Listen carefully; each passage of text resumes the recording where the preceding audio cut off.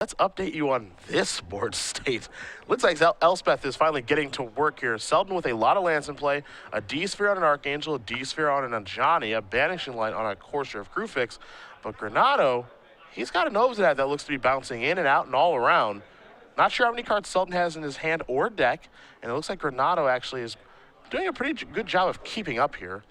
It is one of the few ways that the junk deck can win the game when it gets to this spot is Obsidian just stealing it.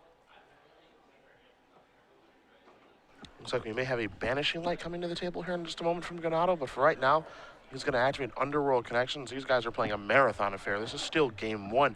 We finished a 3-game match in the meantime. And this is a matchup where I'm in agreement with you. I think that things favor Selden here, especially in game one, but Granado's been able to keep up. It's impressive. The reason that I like Keith's matchup here is he can apply the full lock because he has Elixir. I'm not a huge Elixir fan in general, but this is one of the matchups where you get really paid off for having it. Because you can get these board states where the junk deck can keep up with you, and something like looping Revelation and decking them is something you need to consider. We do have our life totals correct right now. It's Granado at 20, Selden at 3. Obsidian looking to get the job done. This is a Banishing Light. We'll see exactly which one of those effects it's targeting. And it's going to go with Elspeth, so get that thing out of here. See your Hero's Downfall over there as well. And it looks like you have to, tough to say if Obsidian can afford to attack right now. Well, it's pretty bad if he gets hit with an Azorius Charm in the spot. He may have had an opportunity to do that while he had the Underworld Connections up, so he could have drawn it and recast it. Yeah. There's a cycling of Azorius Charm, so a good play there by Josh. Don't want that thing on top of your deck and then getting encountered.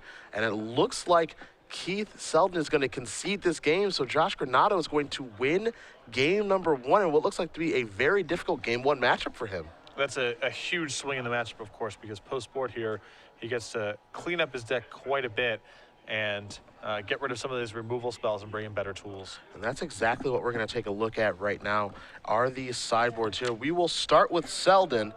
3 copies of Last Breath, 2 Celestial Flare, 2 Gainsay, 2 Archangel of Thune, a Negate, a Quicken, a Deicide, a Dispel, a Banishing Light, and a Blind Obedience. I'm not really a huge fan of very much that's going on here for this matchup. I would be surprised if he went to the Archangel route because Josh is going to be leaving in some copies of Hero's Downfall. He has Elspeth in his deck. It seems, and he can also just overpower it. It seems like a long ball scenario for that card to be very good. I mean, the Banishing Light is fine, I suppose, but yeah, it's a real stretch here to come up with cards that are meaningful. The only card that I actually kind of like is a Blind Obedience, of course. Just, yeah, it's fine just because of Obsidian, but at the same time, Obsidian just might not attack. Right. As we just saw at the back end of that game, Obsidian may have no interest in attacking because of Azorius Charm. So how good is Blind Obedience in this matchup as opposed to a deck that has Mistcutter Hydras and Friends? Not as good. Correct. And again, deck lists are public. You saw the players going over each other's deck lists there before we came back to the booth here. So they have full information. They know that Mistcutter Hydra is not a factor in the matchup, and so Blind Obedience is going to be staying home, I would imagine. On the other side of things, 2 Nyx Fleece Ram and Underworld Connections, 2 Sin Collector, 2 Deicide, 2 Lifebane Zombie, 2 Golgari Charm, 2 Whip of Erebos, 2 Bioblight. Granado's deck gets much better. A lot to like here. The 2 gold copies of Golgari Charm. He's playing against a classic build of the deck. Actually, a build that has Font of Fortunes in it as opposed to Divination. So Golgari Charm getting even a little bit better, potentially. Yeah. The Lifebane Zombies and the Sin Collectors, the additional Underworld Connections, maybe Whip of Erebos for a little more staying power. None of these cards are excellent in the matchup, with the exception of the Underworld Connections and the Sin Collector. But the more important thing is allowing Josh to remove some of his removal spells he doesn't want that many of in the matchup. I think that Granado winning game one is huge because, you know, even if he loses game two, game three is going to be on the play, but things get so much better for him in game number 2 and 3. And as we oftentimes like to say, you play more games with your sideboard than without.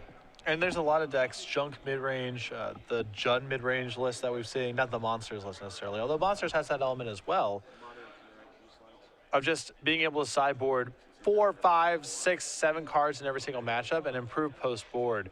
It's an understated feature of how these decks function, but it is a big deal, especially over a long tournament. You're playing a lot of post-board games. While these players do sideboard and shuffle up, I know that you know, we're starting right now in our semifinals, but that's not the way that things are always going to be moving forward, of course, because we're beginning our Modern Premier IQs here. And I'm pretty excited about this because who doesn't love Modern? Yeah, and these are going to be starting in Baltimore every Open Series on Sunday. $5,000 in cash prizes, open points to all participants, plus 4 invites to the Invitational for the top 4 competitors, side event prizes, the whole shebang. We're going to be running these every Sunday, again, starting in Baltimore. And if you're interested in running these on the local level, we have those available as well. Stores, tournament organizers, you can apply for these premier level IQs the same way that you apply right now for your regular IQs. And we're really excited to bring these events to players. We've been asked for Modern events in our Opens for a very long time. We wanted to find a way to fit that in without causing any harm to the Standard or Legacy Opens. And so we're doing that again starting in Baltimore. You see the new schedule. We're going to be flipping a couple things around here. We're going to be playing the entire elimination rounds of the Standard Open on Sunday instead of playing the quarterfinals on Saturday. We're going to be starting the Legacy Open an hour earlier, and then we're going to have the Modern Premier IQ starting 10 o'clock in the morning. So all this is to fit in additional tournaments to make sure that tournaments aren't running into, 11 o'clock, 12 o'clock, 1 in the morning like they have been periodically.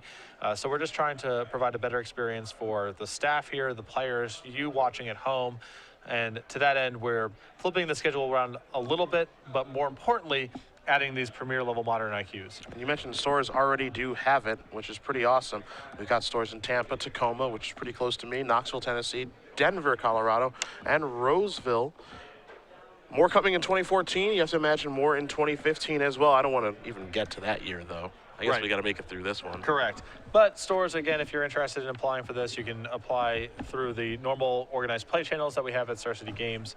Our representatives will be happy to help you get the setup if you've never run this before. And we're very excited about this program. More high-level organized play, especially with a little bit more of a modern focus on the heels of Grand Prix Richmond and the attendance that we had in that event and the reception that Star City Games got for running modern events. We wanted to bring it to the Open Series on a more consistent basis, and so starting in a couple weeks, that's going to be happening. So what's the best trip we've taken so far this year? The best trip. You got to maybe the most memorable trip we've taken this year. Was it getting stuck in Indy? Yeah, if we're talking about being memorable, it was definitely getting stuck in Indianapolis and meeting the Hornets general manager and having a conversation with him about basketball. It's hard to top that one. There's been some good ones. The foot in Atlanta. Your foot getting... Where I just couldn't walk on my birthday or work. Your foot getting screwed up in Atlanta. After trying to run in the morning. I guess I just should never exercise. Big shout out to Todd Anderson for tagging in for that Absolutely. Open. Yep. The Columbus Open was a lot of fun as well. I mean, we just did the Invitational at Origins, which was a lot of fun. Knoxville was really good. Knoxville was really good. We've been doing a lot of traveling. Getting around. I think it might be Indy, though. Just the fact that we woke up on Monday morning and the water didn't work, I think was one of the highlights of the year. Yeah. And challenging the polar vortex and saying it's not going to be that big of a deal because, I mean, it didn't seem like it was anything really. I've never been so wrong. Yeah, we were both wrong. See Josh Granado on the right there in a Desert Sky Games t-shirt. That's a store out in the Phoenix area. Oh, yeah? One of the owners of that operation, Mike Gerard, a good friend of mine, former co-worker. So very nice. Big shout out to Desert Sky Games. I went out there to Gunsling for pre-release. I can't remember which one it was now. I think it was maybe Dragon's Maze I went out for. But in any event, I had a really good time at that store. Okay. Really good local player base. You know, I've never been to Phoenix. It's a really fun city. That's what I've heard. Yeah, Phoenix is. I mean, the summer is rough. It's rough, but it is a really fun city. I hope we can bring the Open Series back there. They give me a reason to go. I've never been there or New Orleans. Oh, New Orleans, you're missing out. So I've heard. That's on the top of my list. I'm going to be taking a vacation there soon, if the Open Series doesn't come back. Where do you get all this vacation time? Going to Portland, going to Sydney. You ever work? I do. I find time. Yeah. Got to take care of you, too, you know? This is definitely true. Font of Fortune's going to come on down, turn number 2. Haven't seen this one a lot in Standard. I like this addition to Keith's list a bit. It makes sense to me. He's playing Detention Sphere and Dissolve, so his third turn is going to be tied up. Divination's off the table, but you can play this on turn 2 and then sacrifice it whenever you have some mana left over. Well, Font of Fortune's is at the ready. Gala Shrine going to come into play untapped. Now here's a Courser of Krufix. See if this will resolve. And it will. Top card is a swamp, so Granado working with some information. The font will be busted. Couple of cards coming. Selden will take a draw. See a D-Sphere over there, and Elspeth. I have to imagine he's got some lands to play. Yeah, it looks like at least land drop 4 and 5 are taken care of.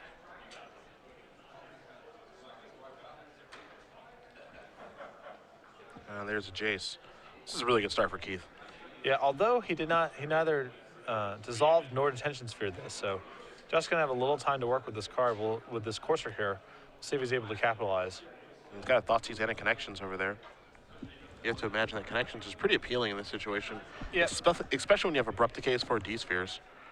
Looks like he's going to go with Thoughtseize instead. I think that would have been a good Connections turn right there. You get to at least draw 1 card and probably force a response from Keith the following turn.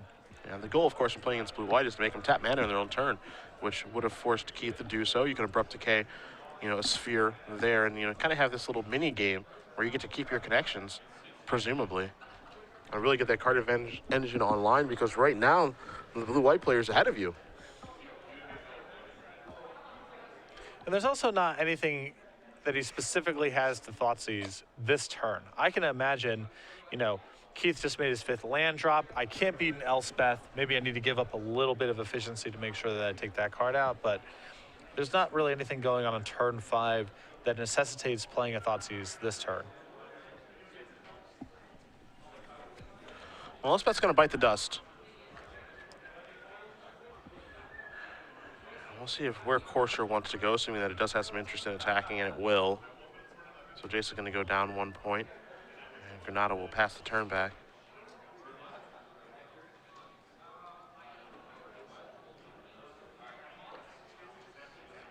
You see the Banishing Light right on top of Josh's deck right now.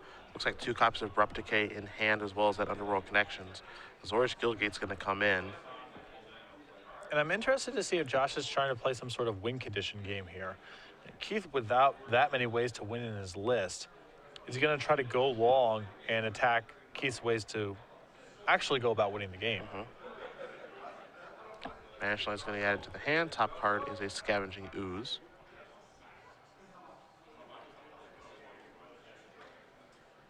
We may see Banishing Light here. Something to draw out a counterspell, I imagine is going to happen.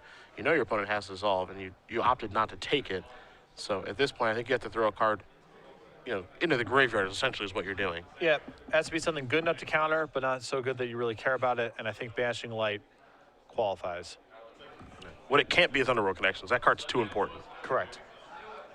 And there is Banishing Light, so no interest in having a fight over that.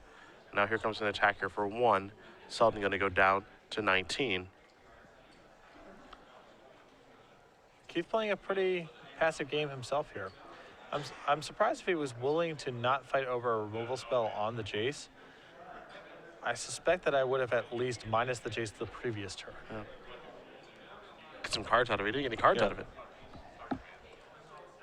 So there are 3 soldier tokens. Elspeth going to take up to 5. Top card now, Temple of Silence. So it looks like that.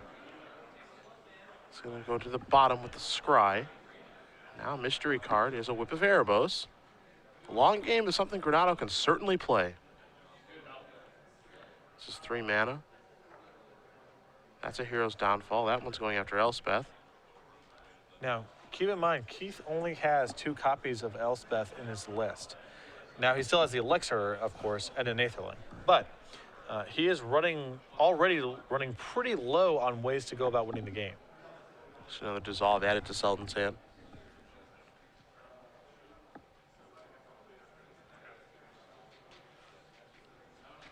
There's a D-Sphere. And now this is an attack here for 3. So D-Sphere with the ability to leave Dissolve up. You see what variables get turned down. Granado will draw a card. Not going to hit a land drop this turn. Could Abrupt Decay that Detention Sphere to get the Courser back.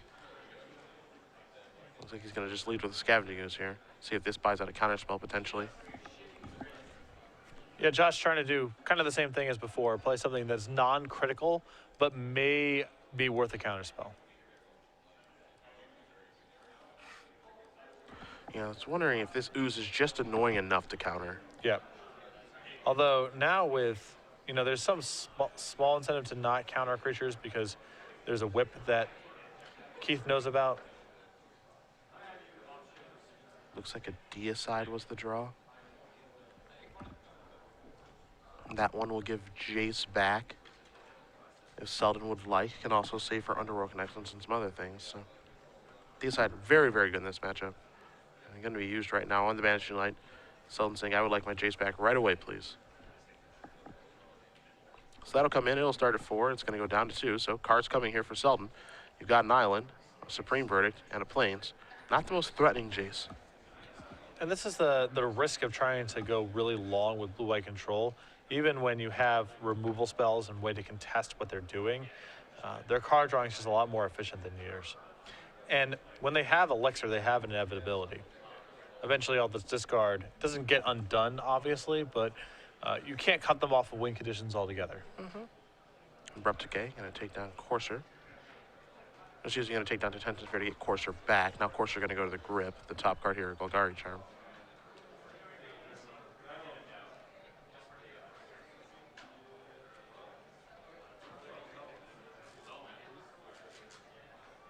Granado still without Underworld Connections, looking for a good spot to cast it, but he has not found one.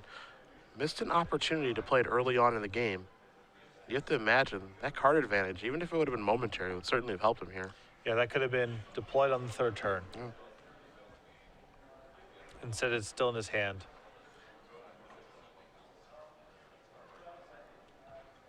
Well, Courser is a bit of a card advantage engine. Not the best one. So now here's Whip of Erebos. So that'll be the test spell. And there's a dissolve. And I think the reason Keith wants to dissolve this is because it just makes Obsidian too threatening. Yeah. Whip is really good in these type of matchups. One more whip for Granado to draw to. Just going to pass the turn back here.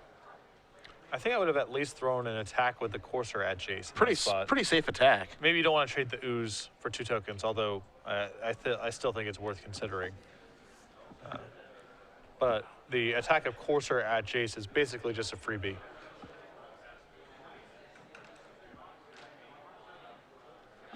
Elevator goes up on Jace. Now here's an attack, so this reeks of a Supreme Verdict. You're going to get some blocks here. 1 damage will come through. I think the creatures are all going to hit the dust here in a moment. Yeah, there's that. So Verdict's going to clean everything up with still the ability to dissolve. I think Granado's going to look in the graveyard, see if there's any creatures to remove with Scavenging Ooze before moving forward. Or just anything at all. Remember, there's an Elixir in here, so... Yeah. The Ooze is a weapon. I mean, arguably... Josh should have made some effort to remove both Elspeths. Yeah, a little bit earlier. Yeah, and maybe that's actually an angle that matters. Golgari Charm, the draw. Of course, Selden knew about that from the information from Courser. This is probably going to be Underworld Connections, but this was the big issue. Is this is really late to the party, and we could have slid this under counterspells a long time ago if you were Selden. Or excuse me, if you were Granado. Now you're giving Selden the option to counter this if you'd like, or just Detention Sphere it in just a moment. And this will be a dissolve. I think dissolving there is correct. I don't want to give the opponent any extra cards. And I also don't want to have a fight over every Golgari Charm and Abrupt Decay, unlocking this thing going forward if the plan is to just Detention Sphere it the following turn. Jace going to take on down. A couple cards coming here, an Island, and an Aetherling. Aetherling's by itself, and it's predictably going to the hand. There's a land for the turn. And it may be time to deploy the win condition. He also has the option to rev this turn, but I think the coast is clear enough for Aetherling. I think Selden comes to the same conclusion. There is the 4/5 with the necessary mana available. Granado will draw a card here. It's a copy of Scavenging Ooze, but I think we know how this song and dance works. Yeah, you can't race, especially with no board. And Josh will wisely tap the mat. Yeah, why waste any more time? All right. I'm not going to use any more mental energy on this game. I am beat. So Keith Selden is going to tie things up here. Blue-white control and junk mid-range going to go to a third game. And I think it's, Josh really needs to deploy underworld connections on time if he gets the option to do so. There are only 2 copies of Syncopate and a Negate in Keith's list, so the coast is probably clear on the third turn of the game if he's on the play. And I think that was the entire game there. He had an opportunity to get underworld connections online and draw a card on the 4th turn of the game, elected not to, and basically didn't quite die with it in his hand because at some point he did deploy it into a dissolve, but by the time he got to it, the game was already decided. Yeah, the card didn't have any effect on the game, and I think that's the bigger problem, is that Underworld Connection is such an important card in the matchup that when you draw one of your trump cards like that, you have to deploy it on time and make sure that this has an effect. And that just did not happen. I can understand, it's turn 3, and I don't want to get hit by deicide, so I want to try to wait till the 4th turn so I at least draw 1 card. That's perfectly fine. But Josh had that opportunity. Yeah. We'll see if things change here. Again, I think the matchup is quite good for Granado. You see the sideboard there. 2 Sin Collectors and additional Underworld Connections. He's already got a couple in his main. You see the deicides that he has for Detention Spheres and Banishing Lights. Same thing can be said for Golgari Charm. And of course, with Variabos in combination with Obsidian. A lot of cards to like here in a sideboarded game against Blue-White. I still think that he's the favorite. It's just, Keith with his dissolves and Jaces and Sphinx's Revelation, the pressure's on Josh to get all the pieces of the puzzle lined up. Given enough time, Keith is just gonna draw cards and fight off the critical pieces that Josh has and win the game at his leisure. So Josh has a lot of good cards. A lot of them synergize very nicely, but he has to find the right mixture of them, and that's harder to do for Josh than it is for Keith. Well, the winner of this match is going to play against Kevin Rand, playing Mono Red, the 7th seed. So whoever does this one does get to play first against Mono Red, which is certainly a big deal. But can they overcome the power of that deck, which is surprisingly really well situated?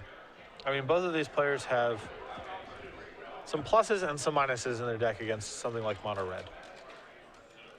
Both matchups are close, I believe. Of course, after this game is over, we'll bring it back to the booth. We will announce our 6-month premium winner. Then we'll take a short little break. We'll do the finals, crown ourselves our first champion this weekend. Someone's going to sit down in the sideboard with Nick Miller. We're going to find out who it's going to be. Godless trying to start things off.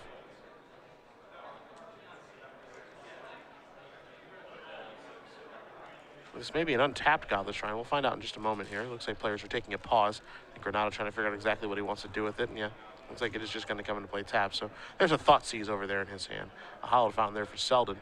Granado will draw a cards copy of Sin Collector. That's a great way to break the parity. That's one of his best cards in the matchup. I feel like we say that about Sin Collector a lot. Yep, a discard spell that pressures Jace. Yeah. Or the life total. See if it's on fire for Thoughtseize. Looks like it is. See what we're working with right away. And you see a Hallowed Fountain. What we're looking at is not a lot of lands. A Quicken, a Supreme Verdict, 1 foil, 1 regular, along with a Jace, a Banishing Light, and a Dissolve. So you're looking at a player here in Selden who needs lands badly. And if I'm Josh here and I'm planning on playing Sin Collector next turn, I'm strongly considering taking the Quicken out of his hands. That's what I would have thought about doing as well. No cantrips for you. You're relying on that Quicken to draw cards and to hit land drops. I don't mind taking Dissolve here either because it's one of Keith's best cards in the matchup. But I think there's a strong argument here to just say it's too unlikely you make all your land drops here if I take that, and I can still Sin Collector your Dissolve the next turn. Selden will take a draw. It's a copy of Negate. See if he plays this dual land untapped. Has the ability to play Hallowed Fountain untapped and take 2, go down to 18. I think he's very likely to do it now because Josh could be planning on deploying Underworld Connections next turn. He's just going to play a tap and pass the turn back. And I would have preferred to play the untapped simply because it'll give Josh a little bit of pause about what he wants to do. There's no pause now. He's just going to move in. Now here's a Sin Collector. We're going to spin that Quicken. So mystery card coming. It's a copy of Mutavault. Now you can see the hand, pretty much the same as last time. Mutavault and Negator are the new cards. Banishing Light, 2 copies of Supreme Verdict, and Jace are the old ones. Although that click and turning into a land drop here, a big swing for Keith. If he gets to 4 mana, he can play a real game here. Granado looking at a hand with Underworld Connections in it, as well as Abrupt Decay. So it seems like maybe Negate may be the best choice, depending on how his lands do line up. Seems likely here. He doesn't care that much about Banishing Light because then he, the Banishing Lights play into the Golgari Charm Abrupt Decay fight that Josh is really well equipped to win. But the counter spells, those are much more problematic.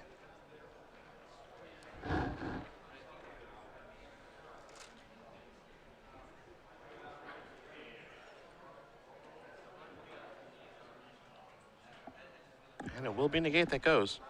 When you know your opponent has 2 copies of Supreme Verdict and Banishing Light, you can pace the game appropriately. Yeah.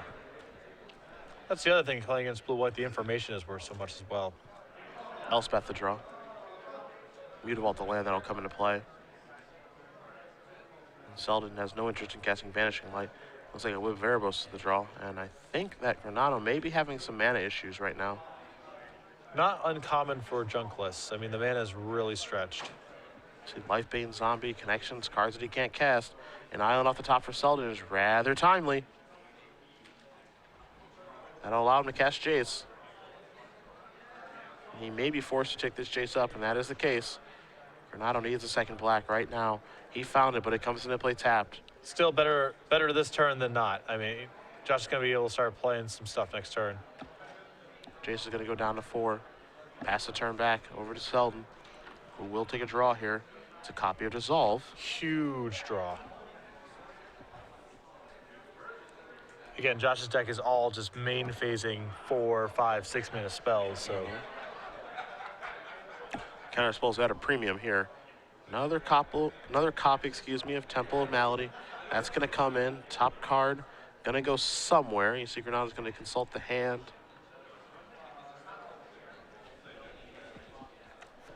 We'll find out where this is going to go in just a moment. So he now has the mana for Obsidian next turn. In for 1. I think you got to run a spell out here in some fashion. It's going to be an attempt at Lifebane Zombie. Interesting that Keith didn't even consider animating the Mutavault and blocking there against the 1/1 Sync Collector. Yeah. Now here's a Lifebane. 2 Verdicts, Elspeth, Banishing Light, and Dissolve are the cards that Granado is looking at.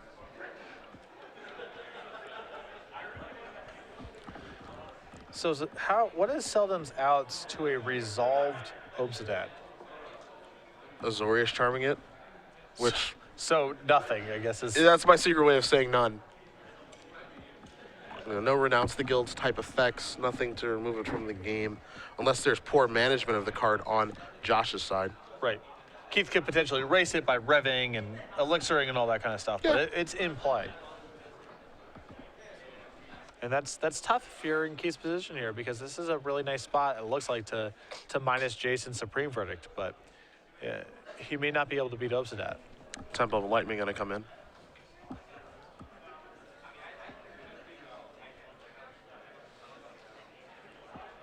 Yeah, this is a compelling position to cast a Supreme Verdict, which I think is exactly what Josh wants to have happen. Kind of reeling him in a little bit. Jay's going to tick up.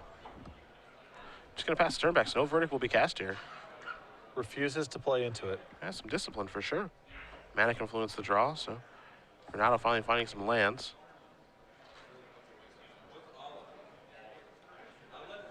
I believe in this situation, Whip is the perfect test spell. Yep. Forces a response, but not a critical piece. The perfect test spell. If it resolves, that's cool. If it gets countered, That's cool too. That's cool too. So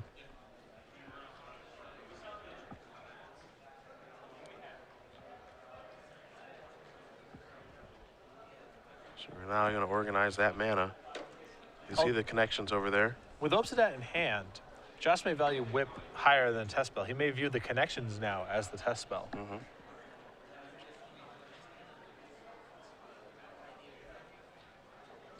Good place to start is simply by attacking.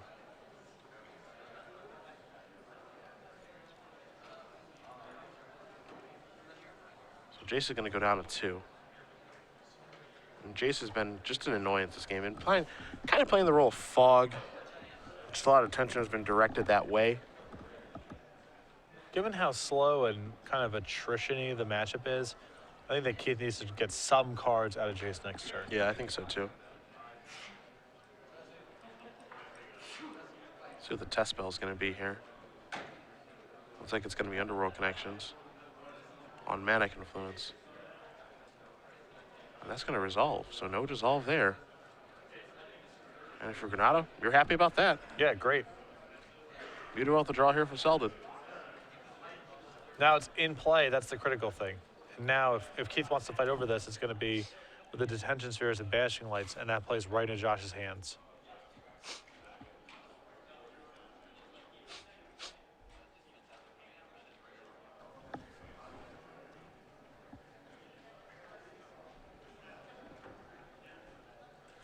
And you can see he's worried, you know, he can tap out for Elspeth here, but that may not be able to race Obsidat in this spot.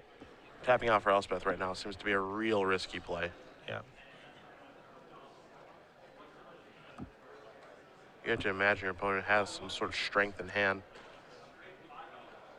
with how much Granado has been thinking through his decisions and how he wants to lay things out. And you have access to the deck list, so you know there's some powerful cards looming over there. Would be very surprised if Elspeth would get the job done.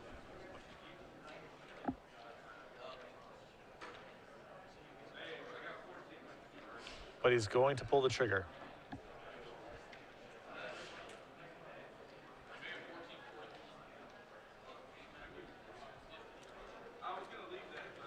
So the Sun Champion comes in, 3 soldiers do as well. The Connections activation will give Granado a card. So it looks like just a couple of lands are drawn. Nothing all that intimidating, but the most intimidating card I think right now is just in Granado's hand. And that's the Obsidat. And the window is wide open to cast it. So there's your 5 mana. There is the Ghost Council. It's time for a little drain, a little gain. Let's see if he can ride this thing to victory. So now from this spot, Keith has 2 paths to victory. He can try to basically lock Josh out of the game entirely by looping Revelations and so forth, or he can win with beating down with Elspeth tokens. Yep. But winning with something like Aetherling and his board control elements probably can't happen anymore. Yeah, I don't think so. Keeping Elspeth in check is, I think, the idea here. There goes Obsidat.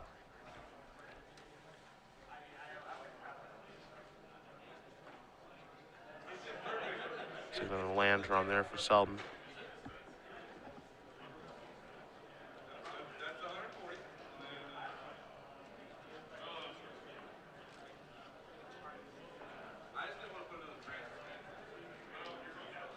There's the island. I mean, Keith can start getting frisky with some of his attackers here. I agree. Bringing in and out, and you know, there's only the Sin Collector on defense. He can get a lot more aggressive. Throw some soldiers away to some attacks.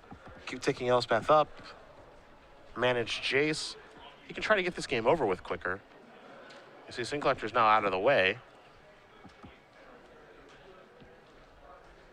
You know, that's a block there from Josh, I think, respecting the possibility of Supreme Verdict this turn. And you know Selden has 2.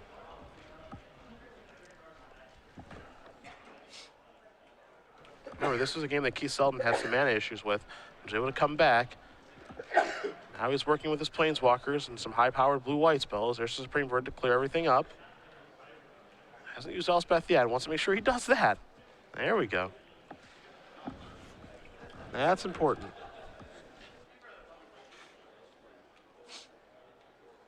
Jace's going to take down.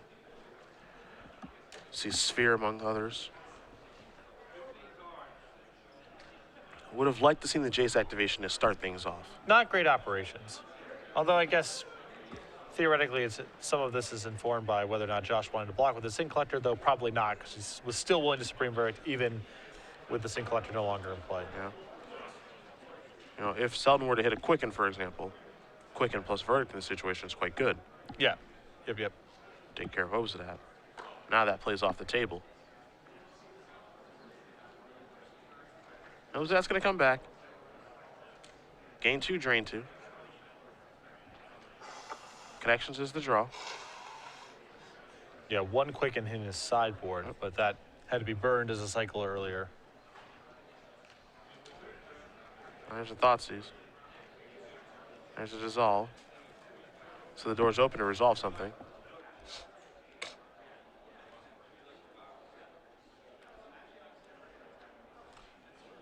If he finds Golgari Charm this turn, this could be a huge swing. He's clear for takeoff as far as attacking is concerned. Could take care of Elspeth and the tokens this turn. Thoughtseize going to take a look at a D-Sphere, Banishing Light, and a Supreme Verdict.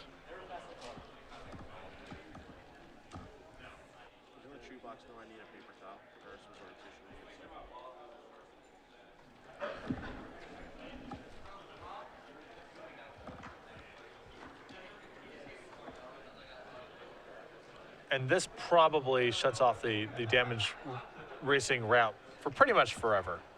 Chances are. Yeah. Keeping Whip off the table is actually pretty hard to do because of the Abrupt Decays in Granado's deck, so. Yeah, that's the thing. The counter spells are so good against junk mid-range, but trying to fight it with Detention Sphere and Banishing Light is really bad because they have a lot of cards to fight over that stuff.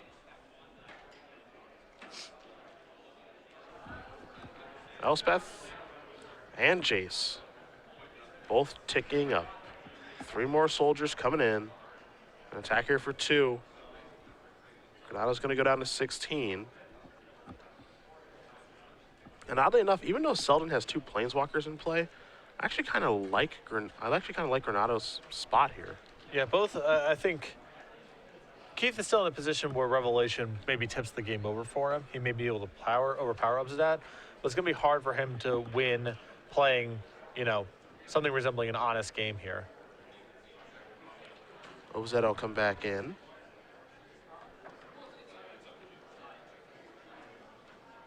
Granado will draw a card. It's a Johnny.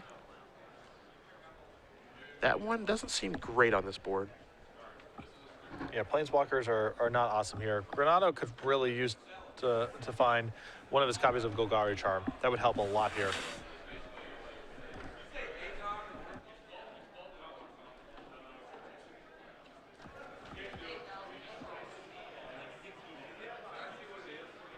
Connections activation here in just a moment, it looks like.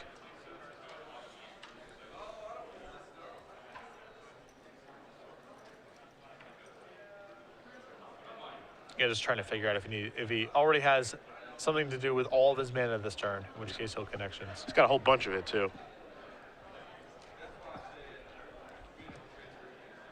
And players just making sure the life totals are correct and all that good stuff. And now I think we're going to be okay to continue play.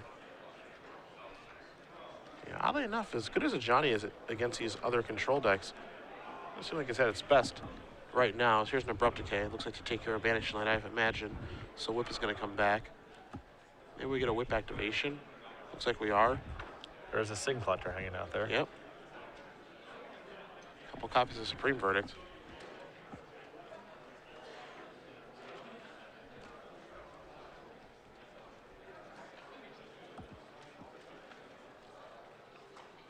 So now we're going to get some attacks because we know the coast is clear. So some blocks will take place. Some Elspeth tokens will die and some life will be gained. I think I may have liked the activation on Whip on Lifebane Zombie to finish off Jace. Yeah, that seemed like a really good spot for it. And of course that Sin Collector will have to be exiled because of Whip. I want to make sure the opponent doesn't keep getting that back. That might be tough to beat.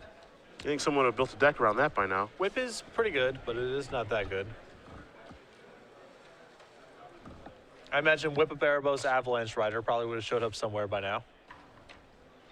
Yeah. Yeah. That sounds kind of nice. That's kind of nice. Just get it back. Kill your land. Get it back. Echo? Any interest in Echo? No, I will not pay Echo. Oh, decline Echo. Okay. Because I'm gonna get this back and kill your land. And kill your land. And you get to gain 2 life too. Oh yeah. I think you broke it. It does it all.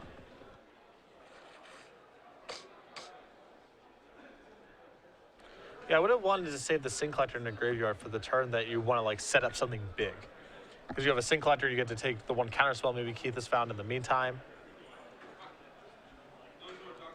And as you mentioned, finishing off the Jace last turn would have been really nice.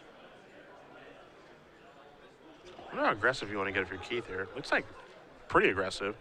Attacking for 2, 4, 5, 6, 7. Granado going to go down to 15. This is the best way to take some of the sting out of Obsidian, is just killing Josh in a couple turns. There's a Mutavault. There's an Elspeth going up. You mentioned Golgari Charm being the big one here. Take a draw with the connections. This is going to come in, so Granado's going to go up to 16. Selden down to 10. Just a couple more lands, though, for Josh. There's a Temple Guardian to play tapped. Elspeth is a very powerful Magic card. You're not wrong.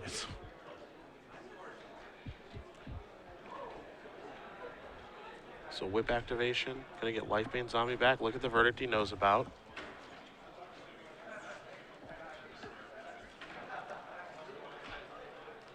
Yeah, you can see how the Lifebane coming into play, it's kind of off kilter right now. It can't kill Jace. And some Mutavault's gonna get active there, but Intimidate's not gonna allow that to block. So it can't kill Jace. And the other thing is, if he had played a Johnny this turn, he can't pump Lifebane Zombie enough to kill Elspeth. Yeah. So maybe a little bit of mismanagement there of resources by Josh. See, Elspeth's gonna go down to 4.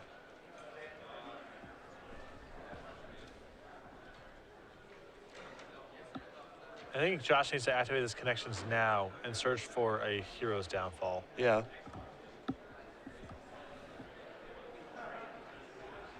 You know, this is a situation here where you just need to know what you're trying to accomplish. I think that's the most important thing if you're Josh, because you're in a situation that seems to be pretty scary with an Elspeth kind of taking up and making tokens. The opponent has copies of Mutavaults and a Jace out there that's been taking up the entire game, but you're still capable of winning this game. You need to know what cards you're trying to draw to and the order to find these cards.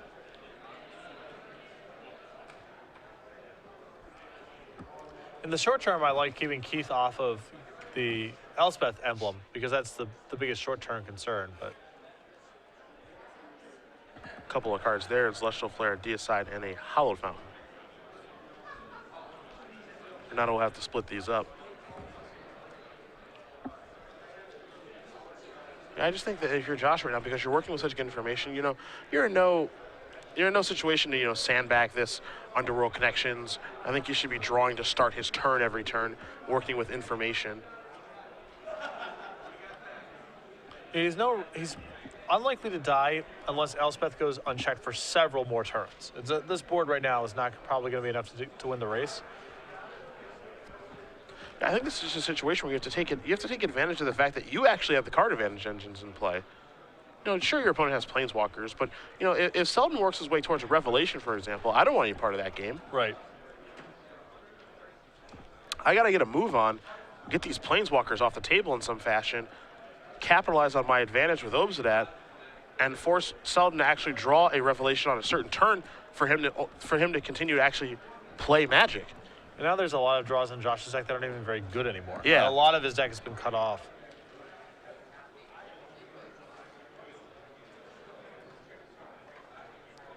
And Josh's going to draw a card here with connections. Obsidian's going to come back here. Granado's going to gain 2, and Selden's going to lose 2. But one thing you also mentioned is just the ability to outpace Obsidian here with life gain and just racing.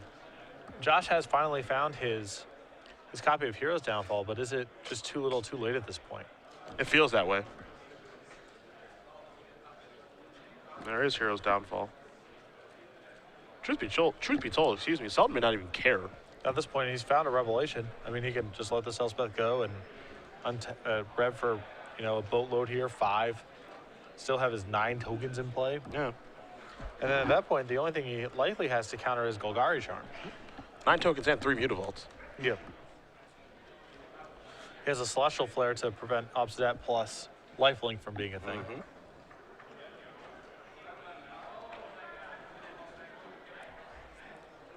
And there's a Johnny. See if this is going to tick up.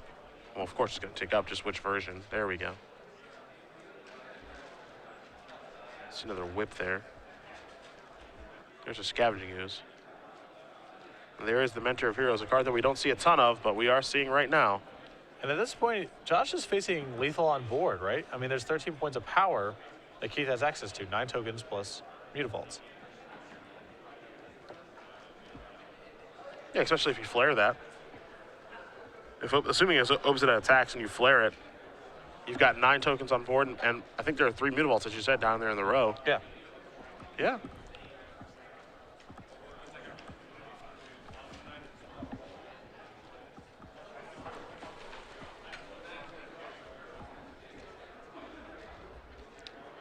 So yeah, can't attack, can't block, has no other defenses.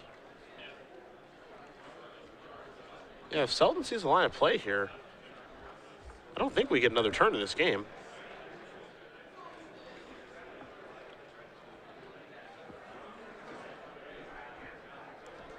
Now playing a Johnny here to very little effect. You see a Johnny Whip and Obsidian in play.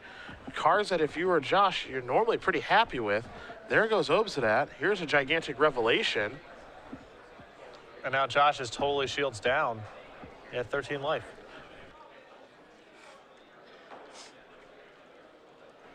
And Selden, you know, drawing a bunch of cards. Yeah.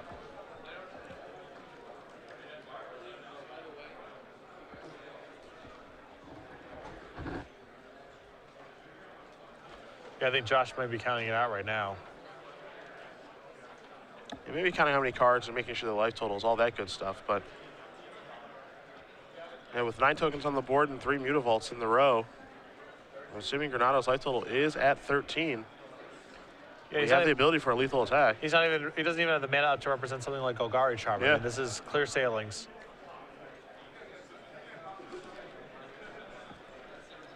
Selden's going to untap. We'll see if he sees the lethal attacker on the board. And hope for his sake he doesn't miss it. Kudos to Keith for being aggressive in a couple spots where you would not necessarily associate with blue-white with that style of play. And Jason's going to tick up. Selden going to play a land. Attention Magic players.